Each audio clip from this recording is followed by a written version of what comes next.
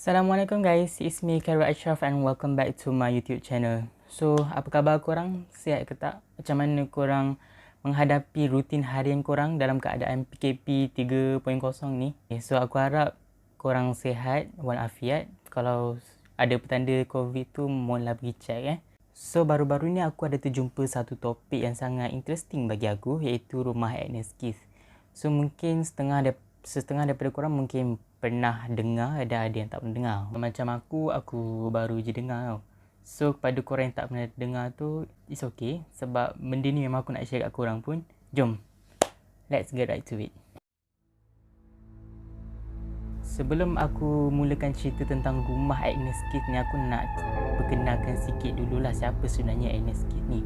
Agnes Keith ataupun nama sebenarnya ialah Agnes Newton Keith, merupakan seorang penulis yang lahir di Illinois, USA pada tarikh 6 hari bulan Julai tahun 1901. Pada tahun 1924, dia ni pernah bekerja sebagai seorang wartawan iaitu di sebuah syarikat yang bernama The San Francisco Examiner. Lepas tu pula 10 tahun yang akan datang iaitu 1934, dia ni pula tukar kerjaya dia daripada seorang wartawan kepada seorang penulis. Dan pada tahun yang sama iaitu 1934 tu, dia telah berkahwin dengan seorang lelaki British yang bernama Harry Keith. So hasil daripada perkahwinan tu, dia dapatlah seorang anak yang bernama George. Harry Keith ni seorang lelaki yang bekerja sebagai pegawai konservator hutan di Sandakan pada masa tu. Macam yang aku cakap, Agnes Keith ni kan seorang penulis. So semasa dia di Sandakan tu, dia ni tulis macam-macam buku lah. Antara buku yang paling terlaris sekali masa tu ialah Land Below the Wind pada tahun 1939. Dan kalau korang nak tahu, buku ni pernah menang anugerah buku bukan fiksyen terbaik pada masa tu. Dan sebab inilah Sabah dikenali sebagai negeri di bawah bayu sampai sekarang. Juga ada mengarang buku lain seperti Three Came Home pada tahun 1946, White Man Returns pada tahun 1951, Bare Feet in the Palace pada tahun 1955 dan Below Exilius pada tahun 1972. Tapi bila dah mula Perang Dunia Kedua, Agnes dan keluarga dia ni pun baliklah ke US buat sementara waktu. Lepas je Perang Dunia Kedua tu, barulah diorang datang balik ke Malaysia. Diorang dah datang balik tu, diorang tengok rumah diorang tu macam dah, apa orang cakap dah musnah tau. Mungkin akibat kesan daripada Perang Dunia Kedua tu. Pada tahun 1946 hingga 1947, diorang pun renovate lah balik rumah tu, menjadikan macam jadi lebih cantik lah. Dan rumah tu diberi nama sebagai New Zealand. Pada tahun 1952, Agnes dan keluarga ni pun pulanglah ke US buat selama-lamanya. Walaupun dia ni dah balik ke US buat selama-lamanya, tapi kerjaya dia sebagai seorang penulis masih lagi berterusan lah. Itu je sejarah tentang Agnes Keith daripada aku. So kita akan move kepada rumah Agnes Keith. Rumah Agnes Keith ni sebenarnya terletak di Bandar Sandakan iaitu di negeri Sabah. Pada tahun 2001, Jabatan Muzium Sabah buat pemulihan terhadap rumah tu sehinggalah pada tarikh 16 April tahun 2004. Barulah rumah tu dibuka kepada orang ramai yang mengunjungi rumah Agnes Keith. First thing, kalau korang datang ke rumah Agnes Keith ni, korang akan sampai kat dia punya pintu masuk. Tiket untuk masuk ke rumah Agnes Keith tu untuk orang dewasa yang berwarga negara Malaysia hanyalah RM2 je. Tapi kalau untuk orang dewasa yang bukan warga negara Malaysia, harga dia menjadi mahal sikit. So dia up kepada RM15. Tapi kepada kanak-kanak, tak kisahlah warga negara Malaysia ataupun bukan, tidak dikenakan bayaran sesama sekali. Bestnya jadi budak-budak. Kalau korang jalan kaki dari tengah-tengah bandar Sandakan ke rumah Agnes Keith tu mungkin ambil masa 20 minit.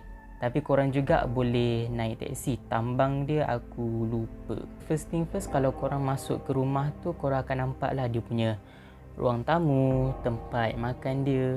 Lepas tu kalau korang tengok pula dia punya perabot-perabot, barang-barang tu semuanya memang like Inggeris punya style. Macam pinggan, cawan, sudu, garfu dan mesin type tu.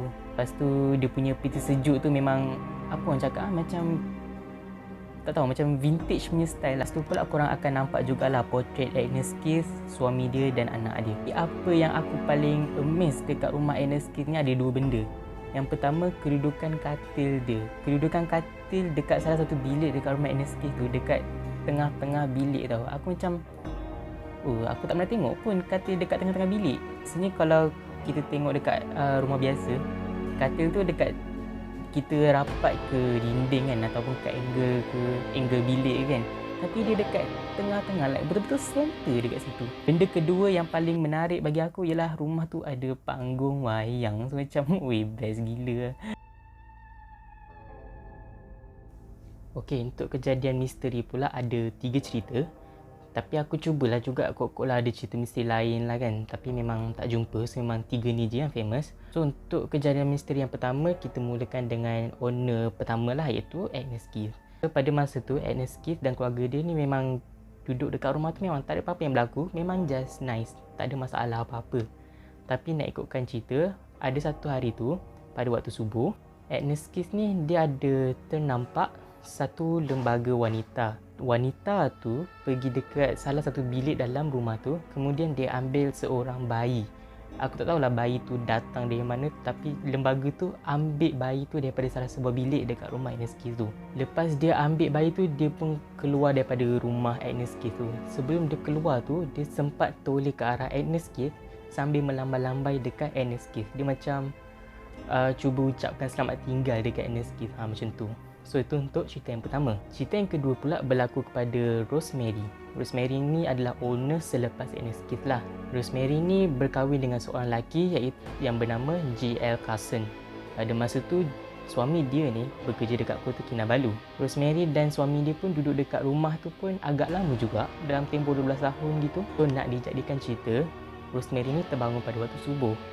Lepas tu pula dia terdengar bunyi pintu hujung bilik dia tu terbuka dan tertutup beberapa kali. Lepas tu dia dengar pula bunyi tapak kaki, derapan tapak kaki menuju dekat bilik dia.